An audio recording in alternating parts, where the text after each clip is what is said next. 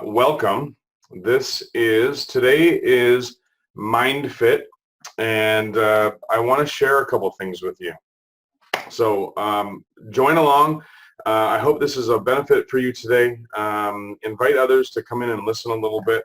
And today's topic really in mindfit is kind of about the drift that we're seeing I'm seeing in myself. I don't know how many of you guys have woken up and just felt completely out of routine. Um, it's becoming easier just to kind of sedate the brain with television and Netflix and food and whatever else. There's a certain level of anxiety and uncertainty that comes in times like this.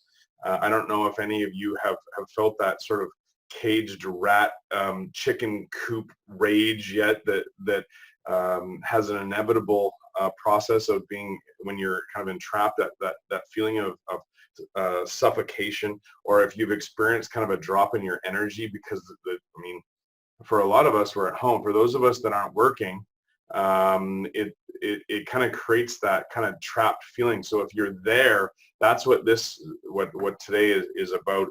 That kind of feeling of being out of control, that feeling of anxiety and uncertainty that's coming with a time like this. And I want to share with you something that occurred. For those of you that know my story about my neck injury, I want to share something because I think it really relates.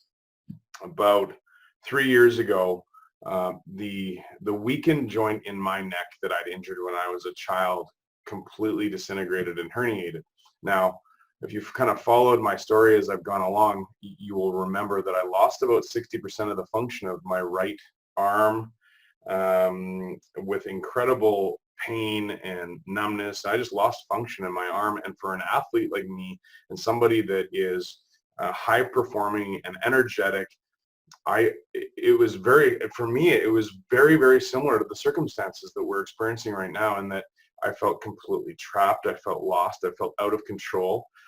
It was probably one of the biggest pits that I have ever experienced in life, and that I would go so far as to say that I probably entered into a deep, dark depression simply because I felt like I couldn't control my level of activity. And when you look at the neurochemistry of what fuels us inside of us, things like endorphin from being able to be active is really important for me. When I can't get that, I drop.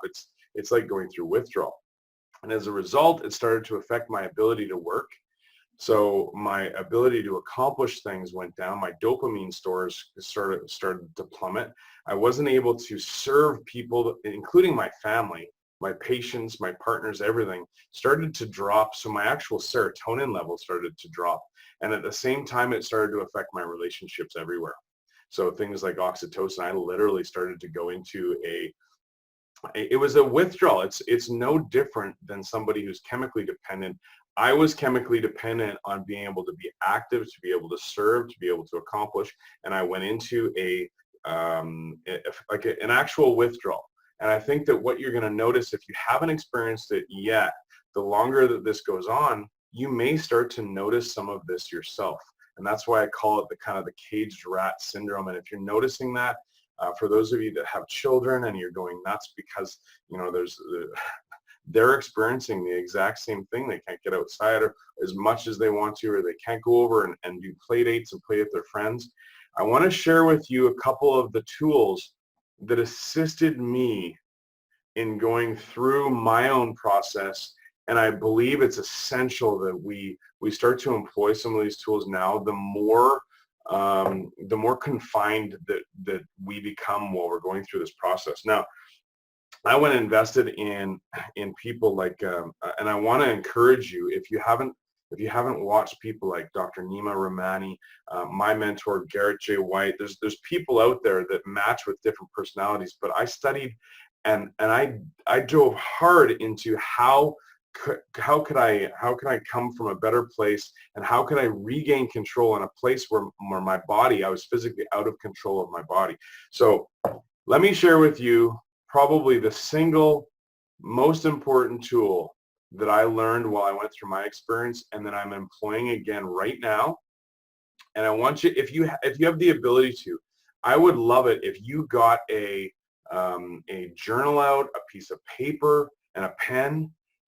If you're watching this later and have the ability to pause this, pause it and go get it now, because I want to share with you a tool that's really, really effective and will take you from low energy state to a higher energy state and gives you gives you a better sense of control. So here it is.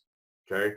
And if you know anything about me, you know that I like to gamify everything. So I gamify this a little bit. So I turn each day a little bit into a game. And here's the game that I want you to play. I call it the engine. Okay. So the engine, if you follow us here at Backfit, you're aware that with the body, we encourage you to look at the 4 areas of your body: mind fit, get fit, nutrifit, and spine fit.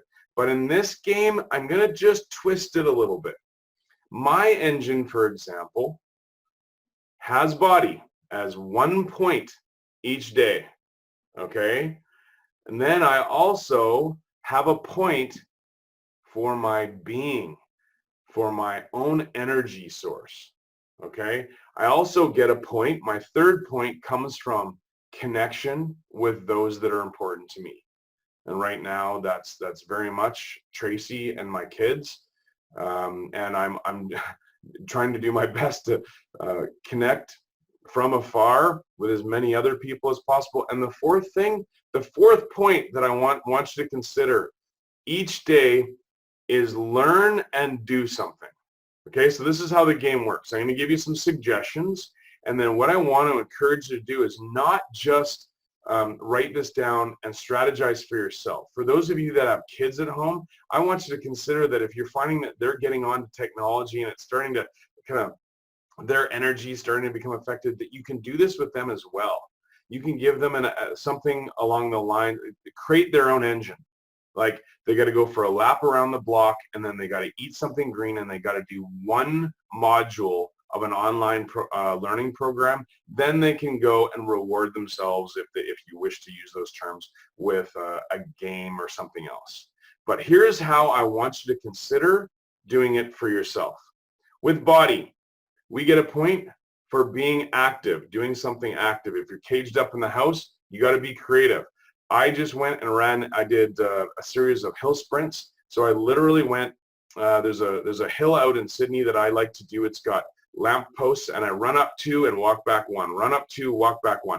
It takes me 6 minutes to do this workout. It gives me energy, and away I go. Second thing for body is I want you to put something, I want you to consider, and this is a Dr. Morton question, not me, but I want you to consider just adding something green, because it's going to get really easy to sedate by putting just junk into your body. Trust me, I'm not immune to that. Okay, so be active, something green, and do your home care exercises for your spine stuff. Right now, that's one of the reasons why I developed my habit of using my foams in my bed at night, is that I just never miss them. That's 1 point, you guys. See if you can strategize and figure out when you can do that. If you need to trade off with your husband, your wife, your partner, someone else, well, they watch the kids, so you can get outside right now, even just for 5 minutes, to do a lap around the block, whatever it is. Highly encourage it. Number 2, being. Right now, when there are different emotions that are running through and can create overwhelm, stress, anxiety, some of you have called me up and said, like, I am just in a rage because it's that cage rat feeling. I want you to consider, if you've never engaged in meditation, this is your window of time to start to learn. And if you're a beginner at meditation, I want you to consider that just closing your eyes actually brings your brain from a state of sympathetic discharge and chaos to parasympathetic. It actually enables you to heal. So if you are in that state, even just closing your eyes for a couple minutes, it's why we close our eyes when we sleep at night. It puts our body into a state of resting and digesting so that our body can heal. Meditation isn't that difficult and doesn't need to be an hour-long process. If you're looking for a place to start, my recommendation for simplicity, and there's going to be a million, Dr. Marissa, I'm sure, is going to talk a lot about this in upcoming Facebook Lives. my recommendation is to download an app called Headspace. Write that down, Headspace. I do a 3-minute meditation every single day, whether I feel I have time for it or not, because it forces me to actually just come off of the high energy state that I operate in, and it brings me down just a notch. Okay? So for being meditation and even just structuring your day so that you have control of the pattern of when you're going to do it will give you a sense of energy. Okay? We've done body, we've done being. Next, I want you to consider the next part of your engine, if you will, for the day is connection. Okay? So if you're in a house right now and you've got kids and you know, all of a sudden your husband's home and isn't leaving, and all of a sudden we're all in this space. I spoke with one of my good friends that I work with in Vancouver yesterday, and it's he, his wife, and his daughter all on 1,000 square feet in a condominium in downtown Vancouver, and all of a sudden they're confined. So I want you to consider that connecting with intention is really important. So I'll give you some suggestions, but you know, connecting by just making breakfast and going through your daily routines is not what I'm talking about. Connecting with intention is like, for me right now, I have an intention to read one chapter with my daughter every night right now and every day, and we're going through Charlotte's Web. With my son, well, he likes to kick my butt in a hockey game, so we so it's my intention to actually engage him in one of those things, but also to create some level of connection through activity with them. Same thing with your partner or your spouse. Even a quick walk around the block together intentionally is something that's really, really important. Connect. If you've got a business, connect with your audience. Stay connected in some way, shape, or form, but do it with intention as opposed to sedating or running away and just kind of feeding your brain full of all of the crap that is out there. Okay? So we've talked about body, we've talked about fulfillment and being, we've talked about connection, okay? The fourth point that I want you to consider is learning something. This, if you're not at work and working your buns off right now, and thank you if you are one of those people that is providing a service right now to our communities that is essential and needed, thank you. If you are stuck at home, I use the term loosely, but if you're at home and you have time on your hands, I want you to consider this as an amazing opportunity for you right now to learn something, whether it's an Audible, whether it's a podcast, whether it's an online program, if it's a Brennan Burchard program that you've been waiting to study or dive into. If there is something that will essentially assist you in progressing in your career in some way, shape, or form, this is an opportunity. If you've got a book that you've been writing, if there's anything that you've been just kind of pushing off, this is your opportunity to study something. Give yourself an opportunity, even if it's 5 minutes, 10 minutes, 15 minutes, an hour each day. Learn something and then take one action. So when I coach people on these topics, one of the things that I have you consider is right now, if you're one of those people, and trust me, I'm not dissimilar, and you're sitting there going, I've got 1,000 things that are on my list right now, including, well, how do I apply for EI? How do I pay my rent or mortgage or whatever it is that's coming up? There's gonna be a million things. I want you to consider, what is the one thing? What is the one domino that you can knock over today that if you just did that would have the greatest impact on your day, so that when you go to bed at night, you've started your engine, you've touched all pieces of your foundation, your body, your own fulfillment and being, protect you, you've connected with intention, and you've done something to accomplish something. I highly recommend, if there's any gift that I can give you right now, it's create your own engine and figure out what your one domino is for the day. And yes, this can be applied for your children at home as well. It might take some creativity when you've got 3-year-olds at home. But I want you to consider that this is one of the most important important gifts that I was given when I was deep in a pit where I felt like I was out of control and experiencing anxiety, stress, and felt caged inside. Okay, so listen, here's my call to action for each and every one of you that are participating in this. Okay, each day I want you to be creative and constructive. I want you to consider being creative and constructive with creating your own engine, figuring out how you're going to get a point for your body, for a point for your fulfillment and being, a point for connection, and a point for learning and action.